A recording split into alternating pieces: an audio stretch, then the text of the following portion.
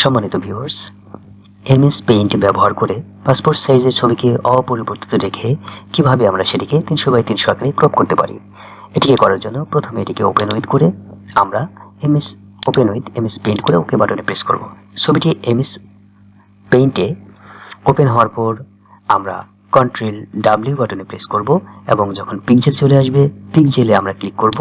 তখন আমরা ভার্টিক্যাল লাইনে আমরা 300 দিয়ে ওকে বাটনে প্রেস করব। এরপরে Ctrl+E বাটনে প্রেস করার পর দুইটাতেই আমরা 300 লিখে ওকে করব। এরপর Ctrl+A বাটনে প্রেস করে আমরা অ্যারো কি চেপে এটিকে মিডলে নেব। এরপর এটিকে আমরা সেভ করব।